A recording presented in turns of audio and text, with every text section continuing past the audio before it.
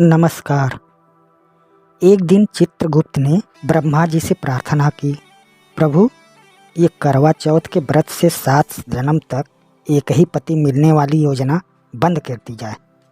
ब्रह्मा जी, क्यों? चित्रगुप्त, प्रभु, मैनेज करना कठिन होता जा रहा है। औरत 7 जन्म वही पति मांगती है, लेकिन पुरुष हर बार दूसरी औरत मांगता है। बहुत दिक्कत हो रही है समझाने में। ब्रह्मा जी, लेकिन यह स्कीम आदिकाल से चली आ रही है, इसे बंद नहीं किया जा सकता। तभी नारद मुनि आ गए। उन्होंने सुझाव दिया कि पृथ्वी पर श्री संता सिंह नाम के एक महान विचारक रहते हैं, उनसे जाकर सलाह ली जाए। चित्रगुप्त श्री संता सिंह के पास गए। संता सिंह ने एक पल में समस्या का समाधान कर दिया। जो भी औरत 7 जन्म वही पति डिमांड करे उसे दे दो, लेकिन शर्त ये लगा दो, यदि पति वही चाहिए तो सास भी वही मिलेगी।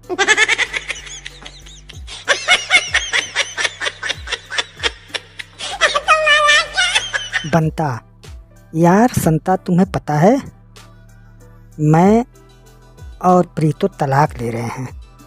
संता हैरान होते हुए, क्यों, क्या हो गया? तुम दोनों तो बहुत अच्छे से रहते हो।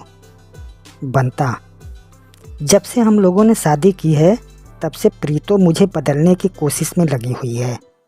सबसे पहले उसने मुझे शराब पीने से रोका, फिर सिगरेट, फिर इधर उधर आवारा घूमने से।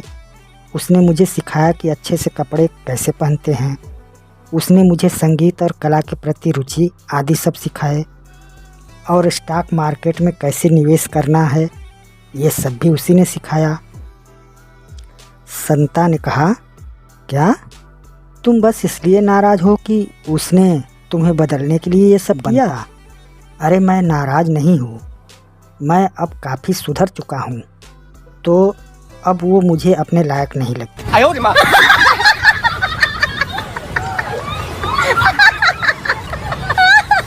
हाल ही में हमारे पड़ोस में एक बूढ़े सज्जन रहने आए। काफ़ी खुश मिजाज और जवां दिन लगते थे। एक दिन मैंने उनसे पूछा, आप उम्र के लिहाज से काफ़ी तंदुरुस्त और खुश दिखते हैं, आपके सुखी जीवन का राज क्या है?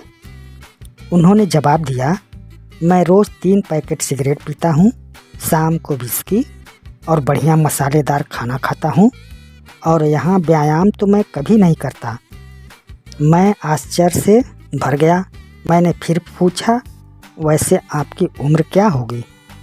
बुजुर्ग ने जवाब दिया, 26 साल।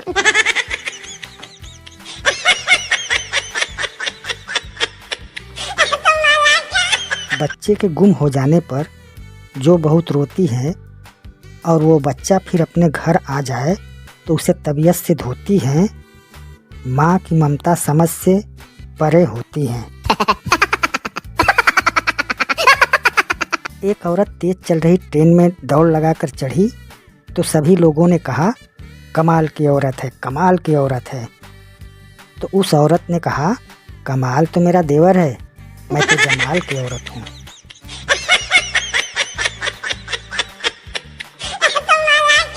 बच्चों के साथ बड़ी सावधानी से बात करनी चाहिए, वरना परिणाम खतरनाक हो सकता है। बच्चा नल से आते पानी को देखकर बोला, पापा, ये पानी कहाँ से आता है? पापा, बेटा नदी से। बेटा, तो फिर मुझे नदी देखनी है। पापा उसे नदी दिखाने ले जाते हैं। बच्चा उन्हें नदी में धक्का मारकर गिरा देता है और भागता हुआ घर आकर माँ को कहता है, मम्मी जल्दी से नल खोलो, पापा आते होंगे।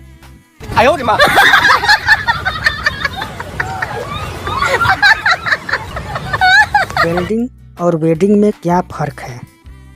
दरअसल वेल्डिंग में पहले चिंगारी निकलती है और फिर हमेशा के लिए गठबंधन हो जाता है, लेकिन वेडिंग में पहले गठबंधन होता है और ज़िंदगी भर चिंगारियाँ निकलती रहती हैं। No no no no.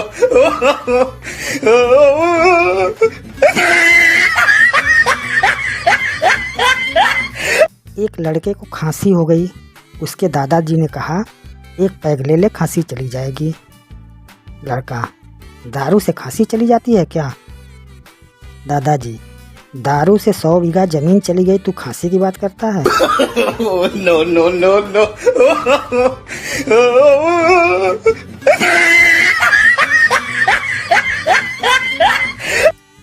एक बार एक बाप अपने बेटे से मिलने शहर जाता है। वहाँ उसके बेटे के साथ एक खूबसूरत लड़की भी रहती है। तीनों डिनर की टेबल पर बैठ जाते हैं। पापा, बेटा तुम्हारे साथ ये लड़की कौन है? लड़का, पापा ये लड़की मेरी रूम पार्टनर है और मेरे साथ रहती है। लड़का, मुझे पता है कि आप क्या सोच रहे होंगे, लेकिन हम दोनों के बीच कोई ऐसा रिलेशनशिप नहीं है। हम दोनों के कमरे अलग हैं और हम लोग अलग अलग ही सोते हैं। केवल हम लोग बहुत अच्छे दोस्त हैं। पापा, अच्छा बेटा। दूसरे दिन उसके पापा वापस चले जाते हैं। एक सप्ताह बाद लड़की बोली, सुनो, पिछले संडे तुम्हारे पापा ने जिस प्लेट में डिनर किया था वो प्लेट गायब है। मुझे तो शक है कि प्लेट तुम्हारे पापा ने ही चोरी की होगी। लड़का, सड़प, ये तुम क्या कह रही हो? लड़की, तुम एक बार अपने पापा से पूछ तो लो, पूछने में क्या हर्ज है? लड़का, ओके। लड़का अपने पापा को ईमेल लिखकर भेजता है, डियर पापा, मैं ये नहीं कह रहा हूँ कि आपने प्लेट चोरी की। मैं ये भी नहीं कह रहा हूँ कि आपने प्लेट चोरी नहीं की। अगर आप गलती से प्लेट ले गए हों तो प्लीज़ आप उसे वापस कर देना, क्योंकि वो उस लड़की की लकी प्लेट है। आपका बेटा। उसके पापा उसे 1 घंटे बाद जवाब भेजते हैं, डियर बेटा, मैं ये नहीं कह रहा हूँ कि तेरी रूम पार्टनर तेरे साथ सोती है। मैं ये भी नहीं कह रहा हूँ कि वो तेरे साथ नहीं सोती है। अगर इस पूरे हफ्ते में वो लड़की एक बार भी अपने कमरे में अपने बेड पर सो जाती तो उसके तकिए के नीचे ही प्लेट मिल जाती जो मैंने छुपाई थी। तेरा बाप। बाप आखिर बाप होता है।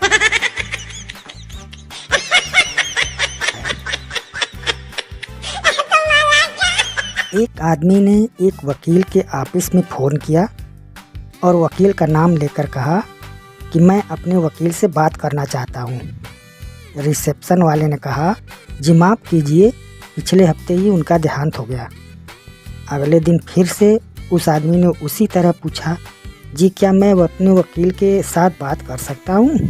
रिसेप्शन वाले ने फिर से वही बात कही कि माफ़ कीजिए, उनका पिछले हफ्ते देहांत हो गया। अगले दिन फिर से उस आदमी ने फ़ोन किया, क्या मैं अपने वकील से बात कर सकता हूँ? रिसेप्शन वाले ने उस दिन दुखी होकर उससे पूछ ही लिया, सर आज ये आपका तीसरा दिन है, लगातार मैं बता रहा हूँ कि आपके वकील मर चुके हैं, आप फिर भी बार बार फ़ोन करके क्यों पूछ रहे हैं? उस आदमी ने बड़ी सहजता से जवाब दिया, क्योंकि यह सुनकर मुझे बहुत खुशी मिलती है कि अब मेरे पैसे बच जाएंगे।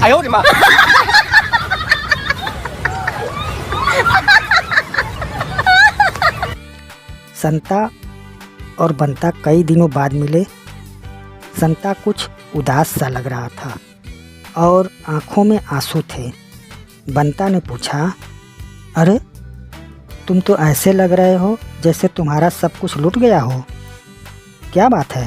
संता ने कहा, क्या बताऊं, 3 हफ्ते पहले मेरे अंकल गुजर गए और मेरे लिए 50 लाख रुपए छोड़ गए। बंता, तो इसमें बुरी बात क्या है? संता ने कहा, और सुनो, 2 हफ्ते पहले मेरा एक चचेरा भाई मर गया जिसे मैंने जानता भी नहीं था, वो मेरे लिए 20 लाख रुपए छोड़ गया। बंता ने कहा, ये तो अच्छा हुआ। बंता ने कहा, पिछले हफ्ते मेरे दादाजी नहीं रहे और मेरे लिए पूरा 1 करोड़ छोड़ गए। बंता ने कहा, ये तो और भी अच्छी बात है, पर तुम इतना उदास क्यों हो? संता ने कहा, इस हफ्ते कोई भी नहीं मरा। No no no no.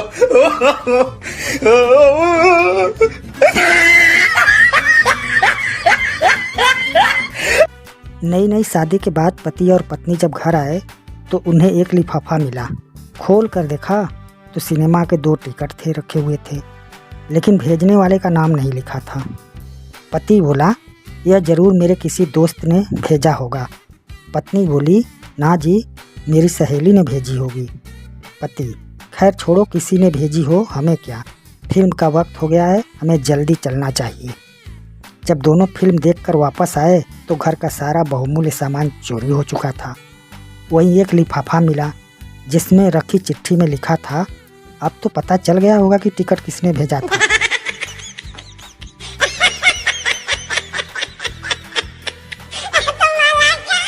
हर भारतीय पत्नी जिंदगी में कम से कम एक बार तो अपने पति को ये उलाहना जरूर देती है, भगवान का शुक्र करो कि मेरी जैसी सीधी साधी पल्ले पड़ी है। कोई तेज तर्रार मिलती ना तो अक्ल ठिकाने आ जाती।